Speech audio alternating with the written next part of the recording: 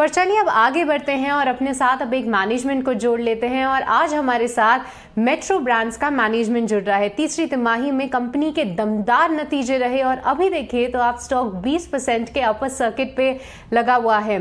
आज नतीजों पे बातचीत करने के लिए हमारे साथ मेट्रो ब्रांड्स के एमडी फरहा मलिक और मेट्रो ब्रांड्स के सीएफओ कैलाश पारिक जुड़ रहे हैं। उनसे बातचीत करेंगे और जानेंगे कि आगे का आउटलुक क्या है। सबसे पहला सवाल मेरा फरहा आपसे है। तीसरी तिमाही में ज़बरदस्त प्रदर्शन देखने को मिला। जो आपकी आय है उसमें 59% की ग्रोथ हमें देखने को मिली, क्योंकि कोविड रिस्ट्रिक्शंस इतने नहीं थे जो तिमाही गई उसमें। बट अब अगर हम देखें कि जिस तरीके से कोरोना के मामले बढ़ रहे हैं, आप अभी हमें बता पाएं कि किस तरह का फुटफॉल आप देखने को मिल रहे हैं और डिमांड का सिनेरियो क्या बन रहा है। एक तो थैंक यू आपके चैनल पे बुलाने के लिए। मेट्रो ब्रांड्स का जो ग्रोथ हुआ था लास्ट क्वार्टर में, रेवेन्यू ग्रोथ था 59% और पीएटी भी ग्रो हुआ 53%। ये एक पहला क्वार्टर था जहाँ पे हम लोग को कोविड का कोई नाम ना निशान ना था। हालांकि लास्ट वीक में, दिसंबर के जो लास्ट वीक में, हम लोग ओमिक्रॉन का इफेक्ट शुरू हो गया था और उसकी वजह से हम लोग थोड़ा मतलब स्लो डाउन देखे हैं। पर हमारा होप है कि जैसे हम लोग ने फेज 1 और फेज 2 को जो हिसाब से हम लोग ने चार्ज लेके अपना मार्जिन इंटैक्ट रखे, हम लोग काफी कॉस्ट सेविंग मेजर्स किए थे, उसके वजह हम लोग को लग रहा है कि ये भी हम लोग ऑलरेडी शुरू कर दिए हैं और होपफुली ये एक शॉर्ट वेव होगा and we will be able to come out of it stronger. Kaushal, आप कंपनी के सीएफओ है, आपसे एक बहुत ही ज़रूरी और इंटरेस्टिंग चीज़ समझेंगे। देखिए, पिछला जो क्वार्टर बीता है, अब हमने देखा है कि कमोडिटी प्राइस के इन्फ्लेशन का असर था और जो तमाम कंपनीज हैं उनके कहीं ना कहीं मार्जिन पे इम्पैक्ट हुआ है, चाहे बड़ी कंपनी हो, छोटी कंपनी हो, और अक्रॉस द इंडस्ट्री हमने देखा है। लेकिन उसके उलट हम देख रहे हैं कि आपका जो मार्जिन एक्सपेंशन है वो बेहद ज़बरदस्त है। आप कैसे किया आपने और क्या वजह रही इसके पीछे? अगर आप देखें हमारा gross margin for Q3 FY22 वो 59% था।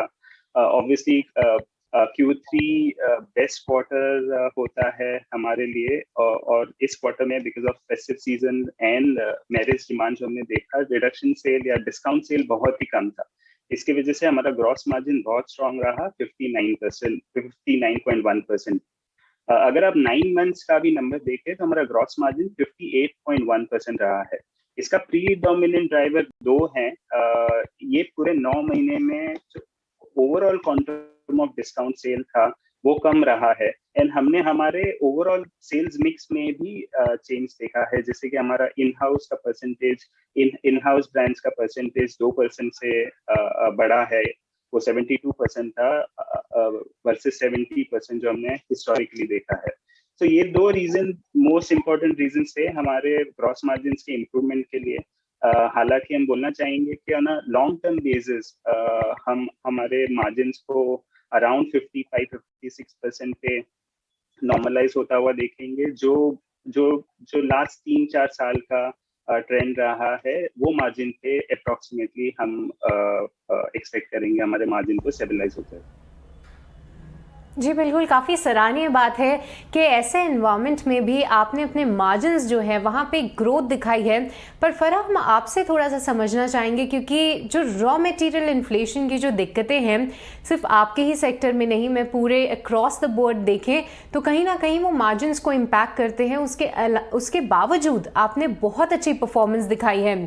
क्या हम ये समझें कि प्राइस हाइक्स के चलते यहाँ पे अच्छे मार्जिन्स देखने को मिले हैं और आने वाले समय में कंपनी कितने और प्राइस हाइक्स ले सकती है, इस पे हमें थोड़ा सा आउटलुक दें।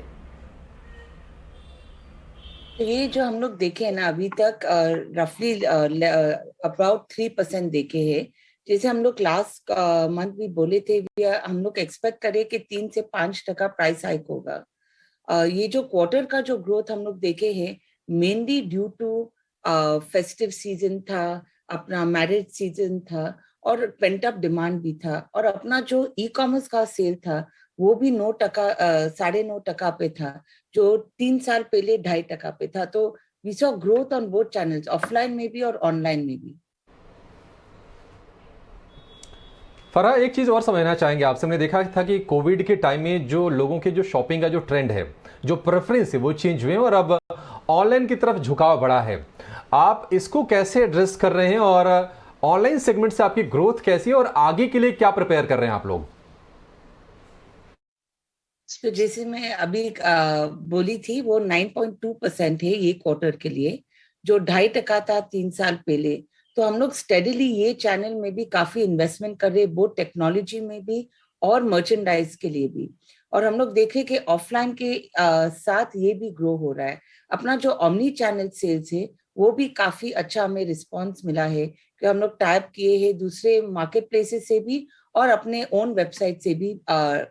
ओमनी चैनल का सेल का ट्रेंड बहुत ही स्ट्रांग था। जी फराह, बिल्कुल जितने आपने चैनल सजेस्ट किए वहाँ पे काफ़ी अच्छी ग्रोथ देखने को मिल रही है। बट कौशल, आपसे इस पे जानना चाहेंगे, क्योंकि इस तिमाही अगर देखें तो कंपनी ने सबसे ज़्यादा यानी सबसे बेहतरीन स्टोर ग्रोथ एडिशंस दिखाए हैं। करीब 39 स्टोर्स इस तिमाही में कंपनी ने ऐड किए हैं। जानना चाहेंगे कि आने वाले समय में भी क्या इस तरीके की ग्रोथ बरकरार रहेगी? इस पर आप क्या बोलना चाहेंगे? इसके पहले, ये सवाल के पहले मैं एक अलग तरीके से आंसर करना चाहूंगा। अगर आप देखिए, हमारा FY20 तक बिजनेस डेवलपमेंट टीम का स्ट्रेंथ अराउंड 12-13 लोगों का था। कोविड में आई थिंक सभी लोगों को चांस मिला और हमने भी ये मौका बहुत अच्छी तरह यूज किया एक ओवरऑल स्ट्रक्चरल चेंज करने के लिए हमारे टीम में। आज की तारीख में जो हमारा ओवरऑल बिजनेस डेवलपमेंट टीम है वो अराउंड 30-35 लोगों का है। And without giving any future guidance, हमें लगता है कि we are on a strong growth path and we will, और हम लोग स्ट्रॉन्ग स्टोर एडिशन कंटिन्यू देखेंगे आगे आने वाले क्वार्टर्स एज वेल एज सालों में। ठीक है, कौशल और फराह, आप दोनों का बहुत शुक्रिया। आपसे बातचीत करके बहुत अच्छा लगा और कंपनी के नतीजों के अलावा कंपनी की आगे की रणनीति और कंपनी के लिए चैलेंजेस क्या है उसको उस पर बातचीत करने के लिए बहुत शुक्रिया आपका। चलिए, अब फिर से सवाल जवाब के सिलसिले की शुरुआत करेंगे यो स्टॉक्स में और अब क्वेरी लेंगे जोएल डिसूजा का। इनके पास जमुना ऑटो के 500 शेयर है 93 रुपए के भाव पर। नीलेश,